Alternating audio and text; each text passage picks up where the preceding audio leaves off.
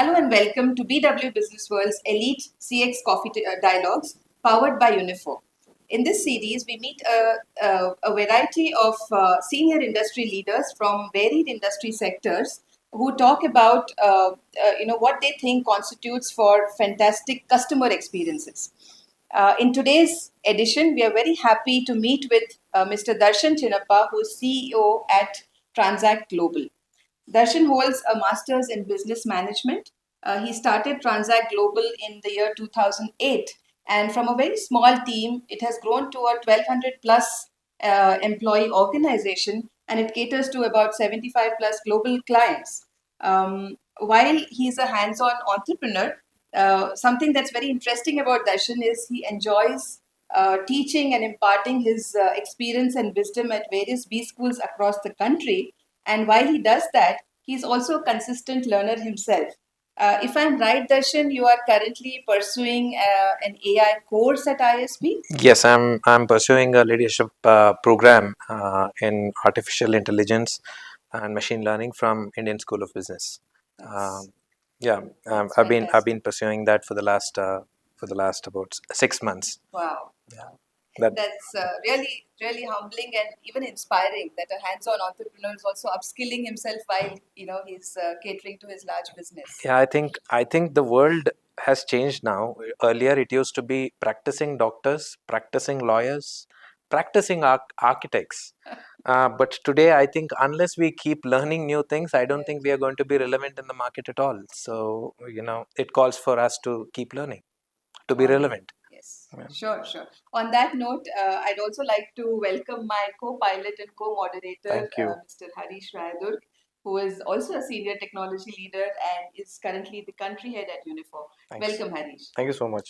Darshan, can we start with, since we are discussing the power of, AI and humans and them collaborating to kind of, decide the future of work, what do you think is this? There are two worlds coming together, a world of human beings and a world of artificial intelligence. First of all, do you think collaborations are possible? Are they already in force? And, basis your examples or basis your experience, can you give us some real life examples of this? Well, I think uh, there's no option but for human beings to collaborate with machines. So let us look at the how humans have evolved from if you look at the last about 100 years or so, uh, without without technology, without machines, we have not been able to grow ourselves. So there is no way that we will be able to move forward without collaborating with machines. Today we are talking about AI. I think we have been using AI for the last couple of years. It's not that we this is a new subject today, but I think we have become slaves to AI, and I think going forward also it's going to be this way. Let's basically talk about uh, your auto correction of words. What is that? That's AI. uh, uh, we kind of can't write an email without imposing autocorrect on your Word document. uh, so this is how we have actually started to kind of uh, you know we it's not a luxury anymore. That's become a necessity today. Yeah. And sometimes it's terrible AI also, especially when it comes to messages on the phone. Mm-hmm. Right. Right. Darshan, can you give us some, real life use cases about this collaboration from, since you cater to so many different industry verticals, Mm-hmm.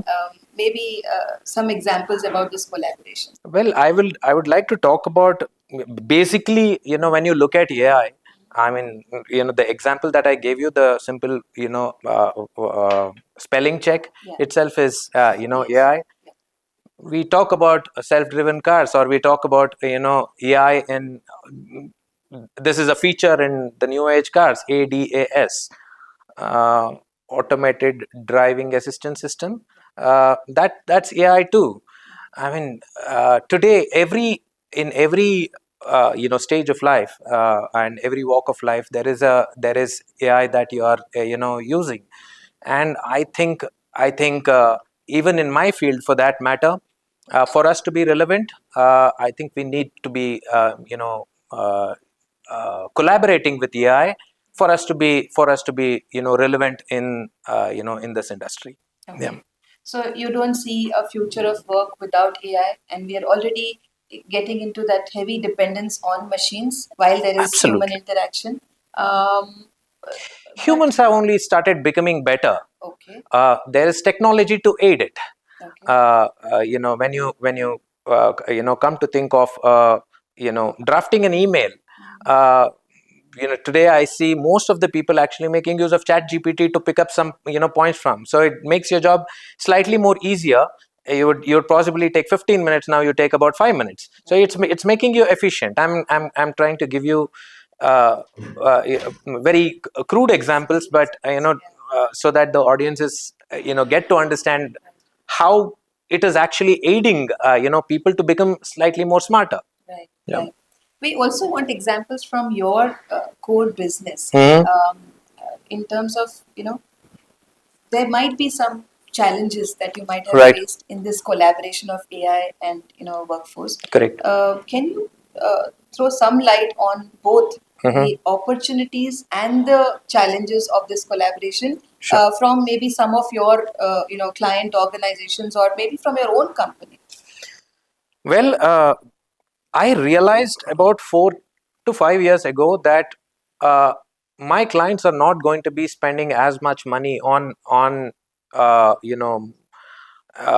adding warm bodies into their customer support space, or for that matter their sales over the call space. So it so happened that I there was someone who actually came to me and said that there is this text to speech and whatnot, and that's when this idea actually I pondered over this idea of making use of AI to maybe do some uh, job that is more repetitive in nature. And today when I look at Transact, we have about 1200 odd people, and we have to hire at least about 100 people on a monthly basis, at least. uh, I've got a bunch of about five, HRs making calls to the prospective candidates and telling them about the opportunities that we have, at Transact, and also answering all their questions. So we try to see how we could actually bring down the not bring down the number of people, but rather reach out to more people, so that I'm able to hire people in a shorter period of time. uh, if our business, in our business we actually tend to lose out on good about 5 to 7% of our revenues, just because we are not able to hire people on time. This is truth, and at least I lose out on about 5% of my billing, just because I'm not able to hire people on time. So, to solve this problem, I try to bring in, chat bots. I would trigger messages to about 10,000 to 15,000 people, where the people would get WhatsApp messages and they would chat with a Gen AI bot that would answer all the questions that my executors, that is the HR executors, would spend time answering. uh, we have been doing this activity for the last about 4 months now, and my hiring has started becoming faster. I make use of my HRs to not answer these uh, you know mm, uh, these very simple questions, but rather make use of their talent to interview the candidates in a better way. So this is what I've been, I've devised, and it has actually made a difference in my world, at least. Yeah. That is from the HR standpoint. Apart from that, I do work. Of course, I can't name the the client, but I we do some marketing activities for a client, and they generate about 50,000 odd leads. These leads come to the call center agents. The call center agents would have to try them about 4 5 times to fix up an appointment or to have an interaction with them. It so happens that after 3 or 4 attempts, they tend to actually put it into a category where we don't even touch such leads.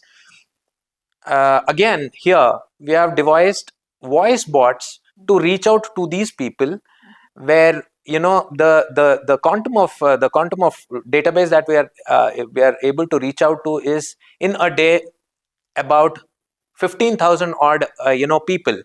Whereas if I had to put warm bodies, it would possible they would possibly be able to reach out to not more than about 1,000 or 1,500 odd people. So this is also, through this I'm able to churn at least about 5% of their of their data, which they had considered as inactive, can't be used kind of a data. And Dormant leads. yeah, dormant leads. And we've been able to generate leads through that. This is how we've been able to collaborate with AI, and it has made a difference, at least in my world. Superb. And you're quoting numbers, so it really shows it's a Yeah. real life example of how These certainly are. revenue leakages are being stopped. Correct. Yeah, fantastic. Harish, would you like to share your thoughts on this whole collaboration between what are the challenges or Yes, opportunities? definitely. So, very well said, Darshan. Some of the things even we are witnessing, because we look from both the sides, right? When we talk to many of the enterprises, we understand that it is still at the surface level, right? Many of the organizations, they say that we have adopted artificial intelligence, right? We have implemented the great SLMs or LLMs in particular process. But when we ask them what exactly you are doing with that, it is still at the surface level, right? We need to scratch the surface and proceed further with that. Correct. And as rightly you said, the chat and voice industry, if you see down the line, 1 year after this, these two will become straightforward a commodity product, Right. like our mobile phones. Right. Anybody can access from anywhere. Chat is already on the verge of becoming commodity product, Right. because most of the graduates can develop a chatbot and they can provide services. Correct. Right? Even voice is coming towards that. But what I wanted to say is, when you talk about conversations Right. with your customers, when you do the conversations, then only you can understand their emotions. Correct. Right? Yeah. Are we there? Yes and no also. Yeah. Because some of the organizations, they talk about me bringing the chatbot or a voice bot in the FAQ models, and some of the organizations, they talk about conversation models. Yeah. Whenever you talk about conversation bots or conversation angle, the emotion plays a very crucial role. Yeah. Right? So what kind of emotions are coming in, right? What kind of sentiments are coming in, and what I'm going to do as an industry, as a brand, what I'm going to do with those particular sentiments, right? Sure. How I'm going to encash my customer sentiments. That is when the game starts in. Mhm. And end of the day, today morning we were talking to one of the industry leader, right, on the multimodal, right? People are talking about omni-channel, multimodal approach and other things, right? The way rightly you said, you are using chatbot or maybe the WhatsApp, right, to reach your people. Yeah. who- And with, customers. Yeah. yeah, end customers, or maybe you want to onboard some people. Mm. So before onboarding, let my chatbot answer my HR questions, right? And then let me onboard based on the answers which I'm going to get. When you have umpty number of data in house, Yeah. the next question comes in: what I'm going to do with that, right? Right. So when you're receiving the data from all the circles, from all the channels, for your organization, which is very important to understand and learn from those data. Yeah. And then bringing in the artificial intelligence. So I always ask customer, industry or enterprises, if they say that I am looking for an AI model for this particular process. So then my next question is why? How Correct. does it solve your problem? Right. What is your intent? Right. Right. At that point of time, some of the answers we get, and many of the matured organizations such as yours, right, they have a clarity, right, what exactly they want to do and why are they bringing this artificial intelligence. And it is not about only the cutting the human agents, right? Right. As you said, instead of me adding the warm bodies, let me bring in the bot. Right. It's not that. The human bodies, the way they understand the emotions, the bot cannot. Right. Bot will do its job because it's end of the day it's a robot. Correct. Right. It is not there to understand the emotions. But when you put human agents and then learn the sentiments and then bring it back to the bot, saying that Right. okay, only for these kind of processes I would like to bring in something, Yes. that will increase your revenue as well as add value to your business also. Absolutely. Right. So what you're saying, Harish, is intent of Absolutely. application Yeah. of AI. The understanding of that intent is paramount. Absolutely. There has to be clarity. Absolutely. And if there isn't, organizations like yours, organizations like Darshan's would perhaps have to quiz a little more to understand Yeah. what exactly is the problem that you're trying to solve. What are we Right? solving? Yes. Okay. What are we solving? Right. Human versus machine, he said, right? And he said rightly he said that we need to collaborate with machines. Right. We need to be relevant. We need to upgrade ourselves, update ourselves. The way we update our mobile phone applications, why do we do that? Right? In the similar way, we need to update ourselves also. Right. And we need to upgrade our industry levels, organizations also. While we speak about collaboration, now the collaboration, and it is also understood that this any kind of collaboration, and this between living and non-living, artificial intelligence Yeah. and human beings, there are challenges, there are opportunities. But if please allow me to backtrack a little bit. Since both of you understand that there would be challenges and of course the opportunities also, but how do you prepare your clients or your clients for these challenges? I mean, what is the level of preparedness, or how do you make them ready for this integration with their workforce? Well, the most important part is, especially when you're exposing anyone to any industry, education is important. So you have to expose them and educate them about the advantages of using AI. You merely go with uh, theory, people may not buy. Right. You'll have to go with one, expose them to this technology. Second, most important part, what I have done at least, is case study. Do a case study. Tell them about how you have approached a problem that they have probably not thought of. Do a trial. You know,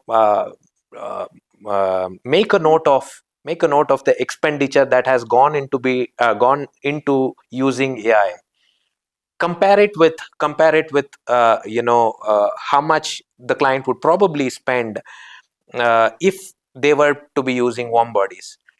Take it as a project report and show it to them. Only then would they Convinced about only then would they want to, rather would prepare themselves to get into using AI to either service or promote their products. That's from the client's standpoint.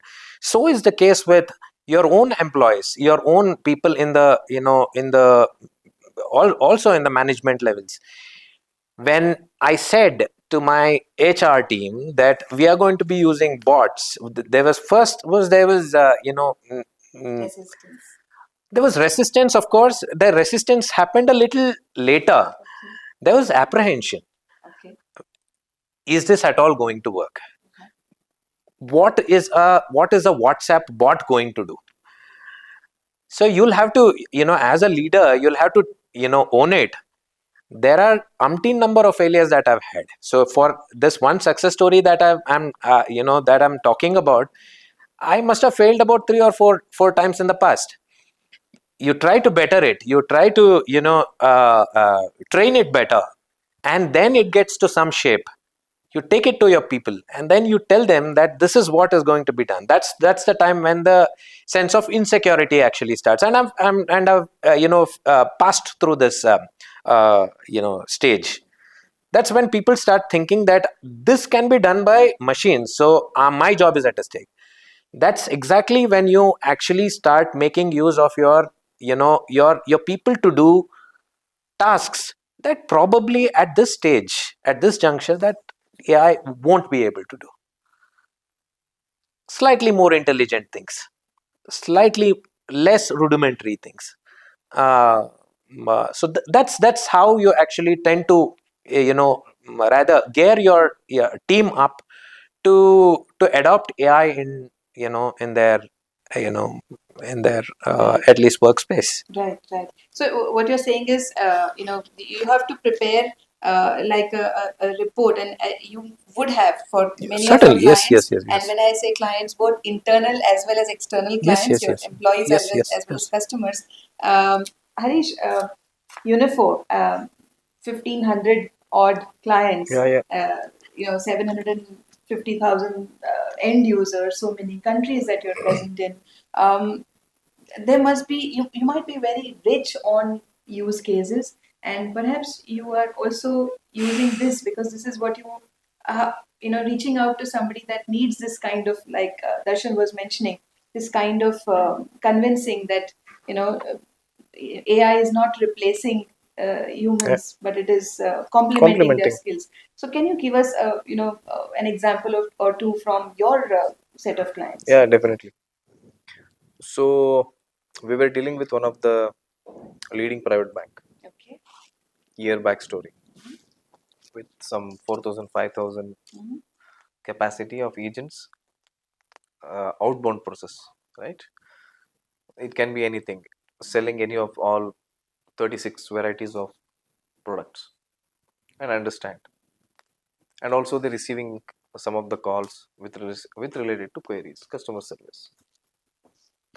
So they were having approximately somewhere nearby 112 QAs to monitor all these calls.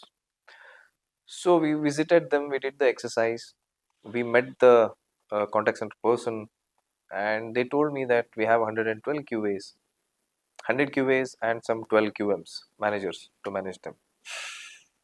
Our next question was, how are you doing the analysis, quality analysis? They said on the percentage base. What is that percentage? 2%. So assuming they are doing approximately 12 lakh calls per month, and they are talking about only 2% analysis of that. So my question was, what about rest? No, we bucketize. अगर इसमें ये हुआ है तो उसमें भी ऐसे ही हुआ होगा. So we bucketize. Okay. Then our next question was, how do you measure upsell and cross-sell opportunities in these calls? No answers. Then we started assessment in their contact center. We bought the solution. We have AI powered products. We bought the solution on the table. The next question came in, the same challenge, wherein, do I need to reduce my QAs now? What will they do? My 100 QAs will become 30. And the QA head, the global head, the QA, he was like, no, I am not going to touch them because they're doing the job. So all those things started juggling between QAs and other things. The smart person in the house was the business head of the particular bank. He said, my attrition is 43, 41%, right? So I want to hire approximately somewhere nearby 300, 350 people per week, not per month. So I'll use your QAs. I'll make them a revenue generator of the company, right? Instead of they sitting and listening to the calls and then coming back to you with the bucketized approach, saying that maybe in 1 lakh calls I have analyzed only 5,000 calls, remaining 95,000 is like this only. Don't do like that. Let 100% analysis happens through the SaaS based solutions. 60-70% I will absorb, and they'll become a revenue generator for me. And everybody said okay. So what I wanted to say is, there is AI is works like a double-edged sword always, right? And in some organization works like a Swiss knife. I always says that, right? AI double-edged sword is why? Because it is going to add benefits in a way, and also it will eliminate some of the things inside the organization, right? But end of the day, it's up to the organization where they want to grow, what they want to add value as a, for their customers. That is how it starts. And Swiss Edge knife, Swiss Edge. Why? Because many of the customers using AI for a different processes, right? When you talk about LLMs, now people are talking about SLMs. We all heard about short learning models, large learning models, and short learning models. We, as a data hub at Unifor, we have R&D team. We are now working on the SLMs for our customers, because we always tell them you don't need LLMs, because you do not require LLMs, because you don't have that much of data in house. You should have only the SLM. That capacity is more than enough. That particular bank is adopting this, so even I need to adopt this. So our next question is, do you really need this? I always this question, do you really need this at this moment? Correct. So if they say yes, then next question is, we get into the workshop, understand with them. There are two things we always do as a Unifor, as a culture, right? Whenever we provide any solution, what you can create and what you can eliminate with this product. If that is correct, if that is thorough, then the perfect mismatch is there, fitment is there. Right. That's it. Superb. But Harish, in the example that you gave, and also in Darshan's case, I mean, Darshan thinks a little ahead of the curve, and the whole HR example that he gave, or even the client example that you gave of the bank. There was somebody in the leadership team that trusted your good judgment and Yeah. where you're coming from, and also his wisdom. But when you look at more and more clients, do you it's not just the leadership teams, it also has to trickle down the line. Correct. So do you see this, because trust is it's a very deep, very philosophical word, and at certain points it is seen or it is perceived that AI and trust do not go together. There is a trust deficit. So do you you think that what are these strategies that organizations can actually perhaps use to build higher trust for the application of AI in their workforce, and especially things like decision making and data handling, because that is basically the crux of all AI. Agree to you, because end of the day boils down to the value creation, Right. right? Whether you give services or product, what value you are creating for this particular business process or the current business model. And second comes in the ROI, return on investment, right? Investing on artificial intelligence, it is an investment. We all know that, right? And when we do that investment, when I'm going to get the return, right? At what cost? That is also very important. And we are very well established player in the market from past 16 years to create these two angles for the customers. That is the reason, as you rightly mentioned, we are able to grab 1,500 customers trust, and still they are with us. And these are marquee global customers, right? So that is it. So as soon as you create a value for the customer trust you are going to build. It's not about you're selling some SaaS products. It's all about the value creation. Because AI is very new in the market. Everybody will tell I know about it, but still they don't know about it. Yeah, it's very broad as a subject. Yes. Yeah. Right. Darshan, you Yeah. faced some kind of, you mentioned about, apprehensions, you mentioned about resistance. Yeah. Did you feel that at some point, and this is your core business, did you feel that a client was finding it difficult to build this trust within his workforce for application of AI and this integration of AI into what they do? Can you share maybe an example about how you help them circumvent this issue and help them present better to their their teams about the team not losing their jobs, or something complementing what they do for better results? There are two things out here. One is trust that a product or a service is going to work. Right. there is another thing, which is trusting the AI system uh, to be doing the job, or if at all it is relaying the right information, to you. As much as we think that AI is going to be a necessity, um, there is also this apprehension that probably your data may not be in right hands. I think we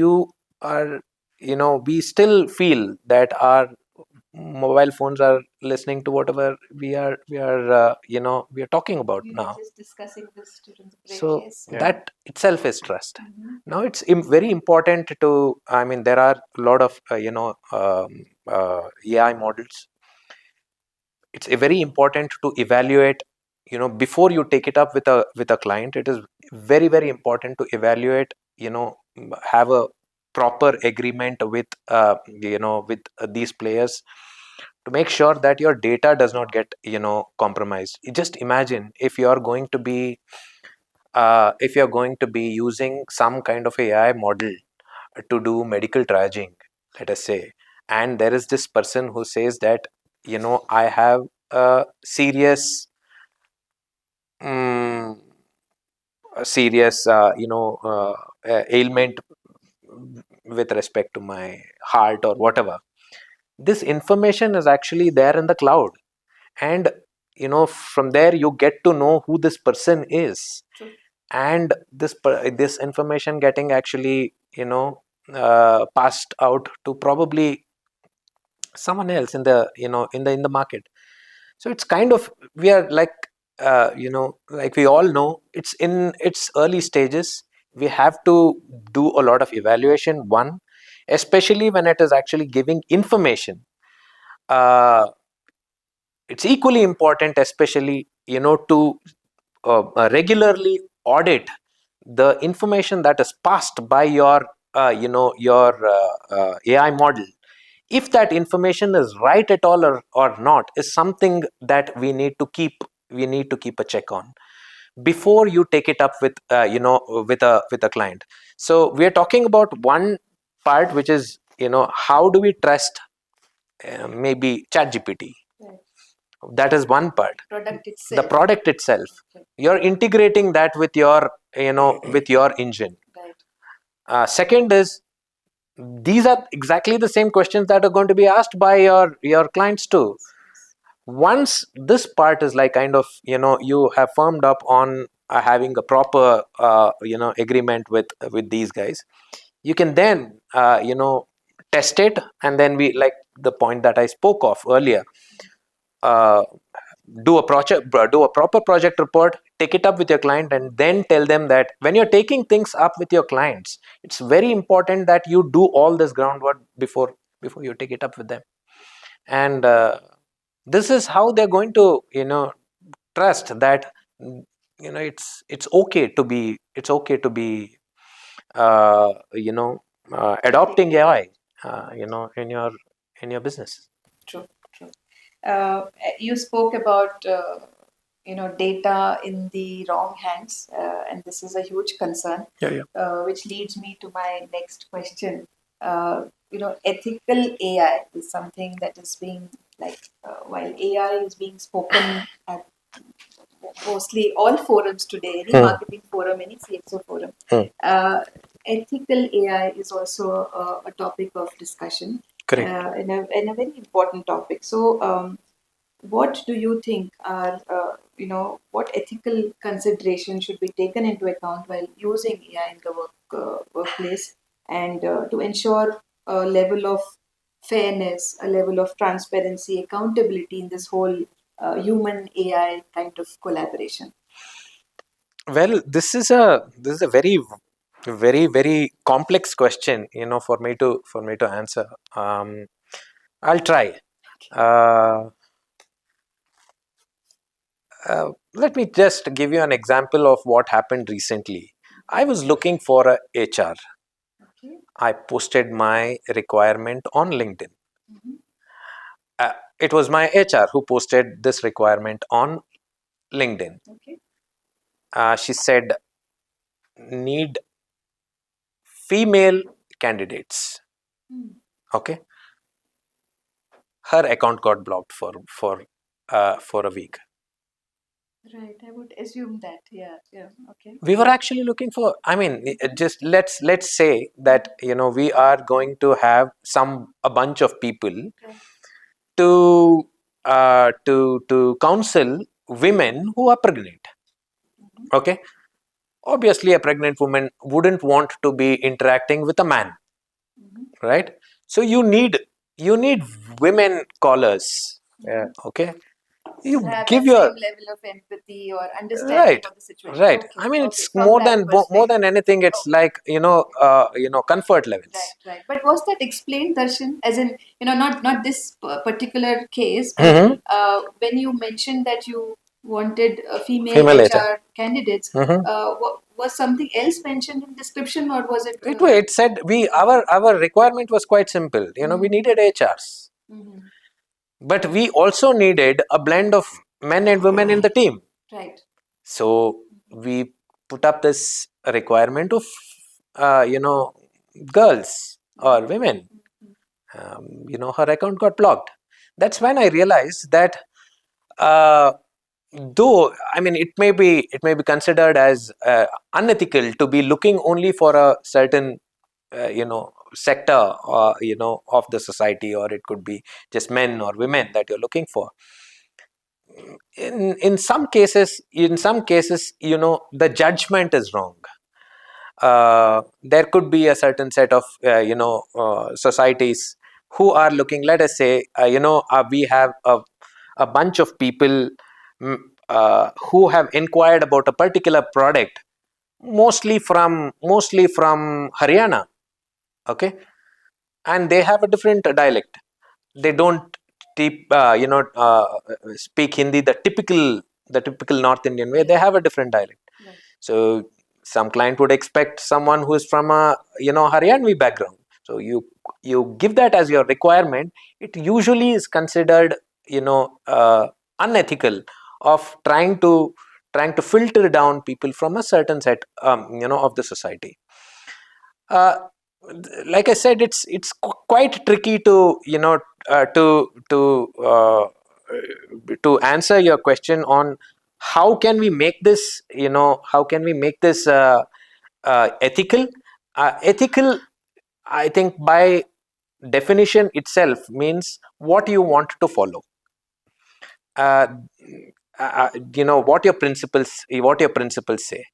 Rather you know uh, uh, rather What the defining society rather defines it. defining what the society thinks as Okay. as right. Your personal value system is what you're saying. Correct. Okay. Like the other part, of course, when it comes to ethics, yes, we as organizations, we have to make sure that there is a as the data is properly secured. It doesn't go into the hands of wrong people, or into the public domain or so. These are few things, checks that we need to keep in place. Yeah. Do you have, because ethically, I again working in an AI Yeah. organization, which is At the basic. enterprise level, Right. haven't come across, honestly speaking. Mhm. But in B2C, yes, you can encounter some of the ethical or non-ethical AIs. Like we are talking about deepfake, Mm. right? We have seen that. Right. But at the enterprise level, I haven't seen that. And there are also AI applications which can take my voice. I can sing a song. Can you believe? Can I sing a song in the voice of Kishore Kumar? Yeah. That AI can do for me. Right. Yeah. Whether it is ethical or unethical, Mhm. that is a different, uh, larger question altogether. I would say it's a white elephant to address. Right. And a particular, a very well-known Hollywood actress has Yeah, recently sued a huge company on that basis. absolutely. So at B2C level or in the open area, possibilities are high because you are putting your data in the cloud. When you talk about enterprise, everything is under your nose. Right. You cannot take risk. And for example, right, we are putting We all use Instagram, Facebooks, and everything. We post. You don't know, I don't know who's using my post against me or for me tomorrow.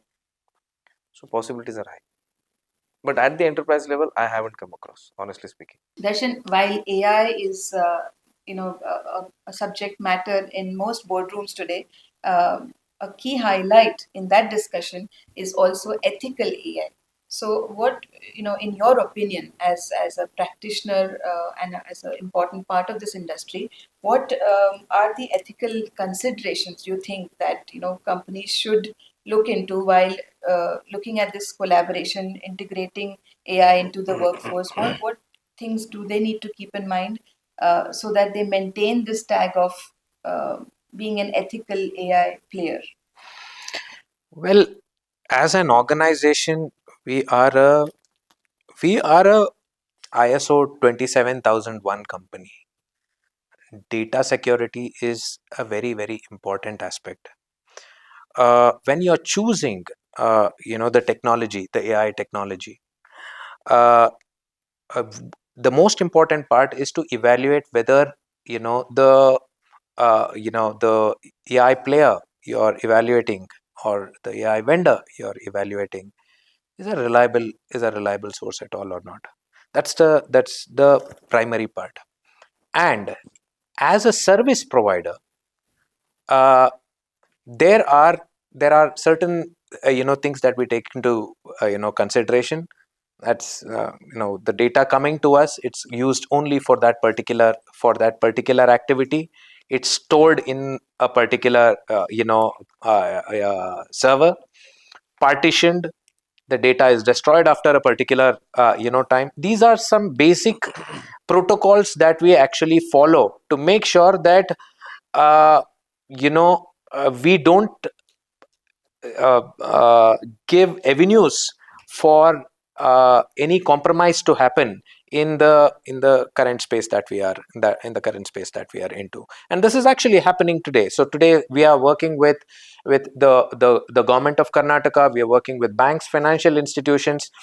The database is properly partitioned. We make sure that once the activity is done, it is like kind of destroyed. Likewise, I mean, organizations have to make sure that the data of their customers or clients, whoever it is, I mean, is used only for the purpose of you know That particular that activity, yeah, that whatever it is. activity, and not beyond that. In your business, there is service delivery and customer satisfaction. These are like paramount, right? So, given the rapid changes in technology, how do you ensure that this happens?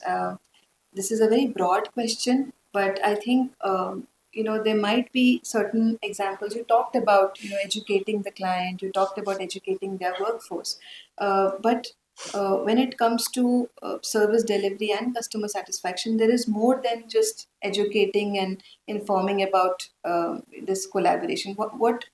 How do you stay ahead of the curve and also help your clients stay ahead of the curve?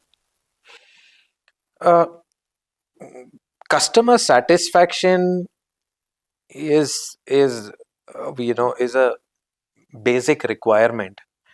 And again, uh, to be reaching out to, let's look at a scenario where you have again 50,000 odd people calling on a helpline, uh, and getting their issues or queries addressed.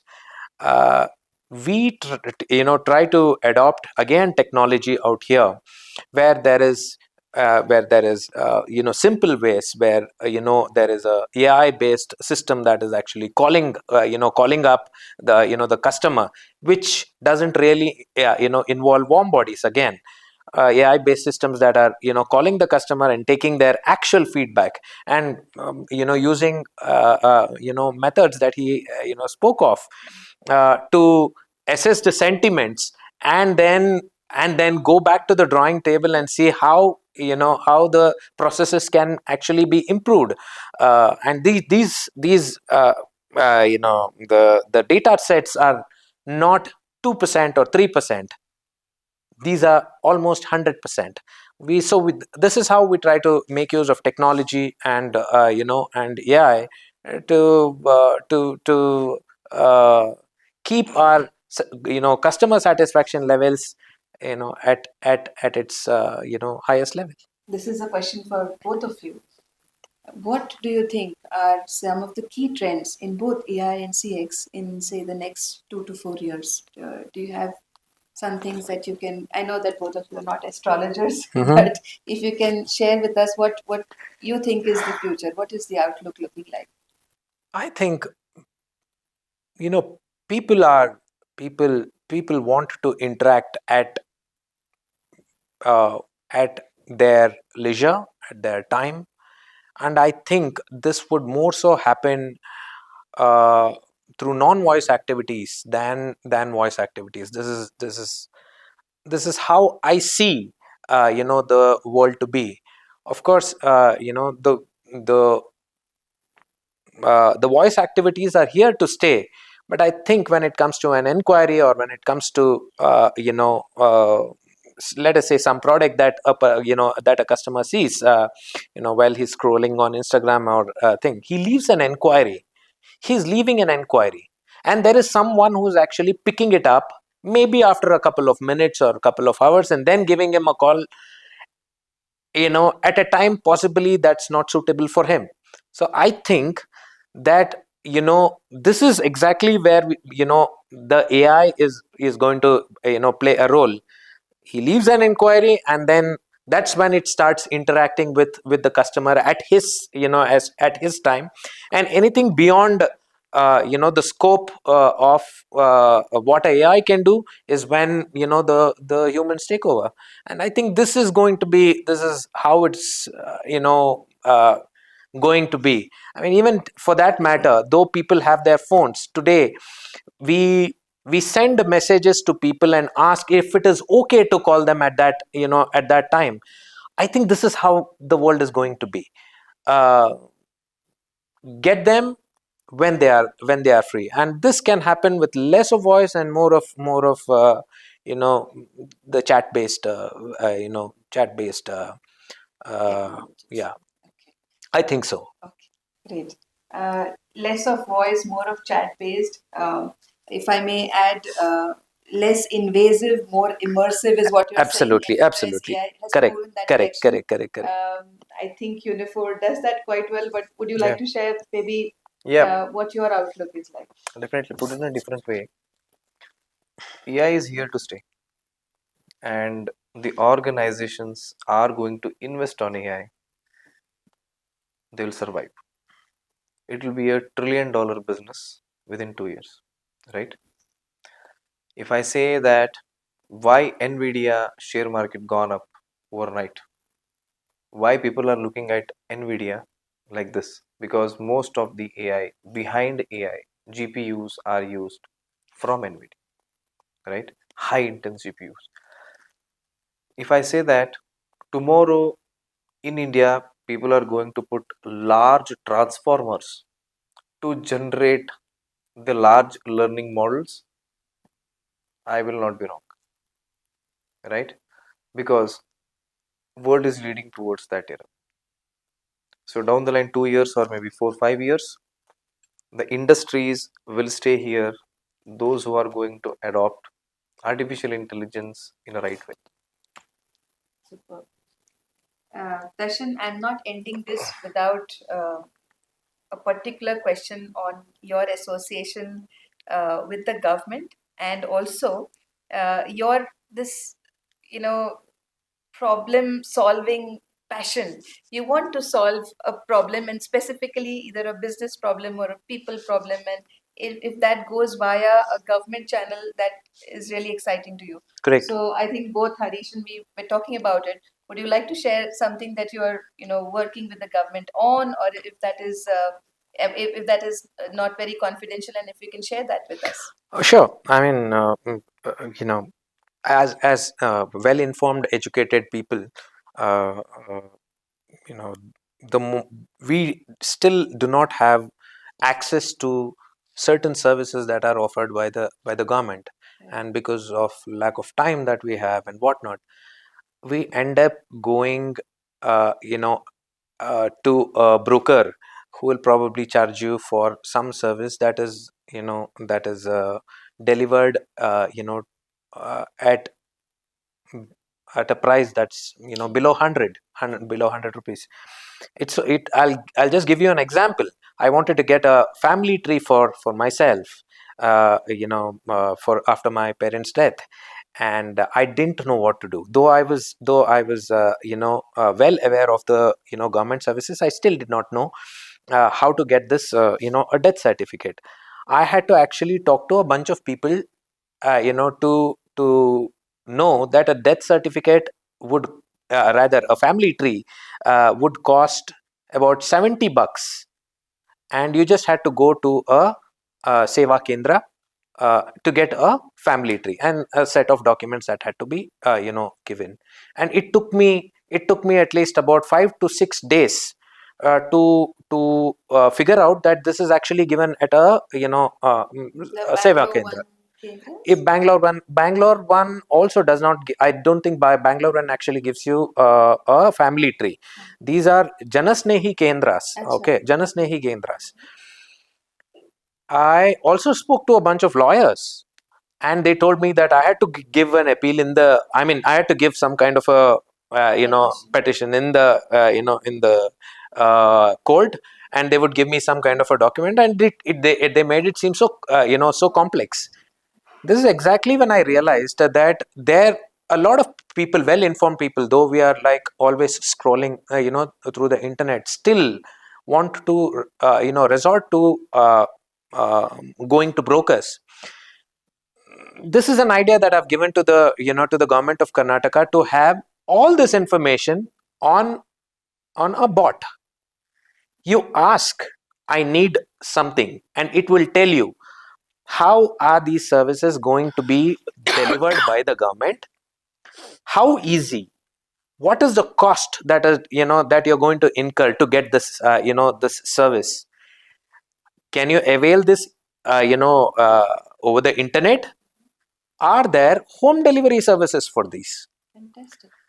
All of this, there's a prototype that I've actually built. I've also given it to the government of Karnataka to probably consider this, so that people like you and me, or for that matter, forget about you and me, we are at least well informed citizens. The people who are in the rural areas, who have access to WhatsApp, if they are able to interact in their language, ask for this information, probably will be able to bring down corruption to a very, very large extent. In fact, you asked the bot that I've built, what if in case the officer asks for more money, it will tell you that you call on this helpline, and please register a complaint on this in this helpline.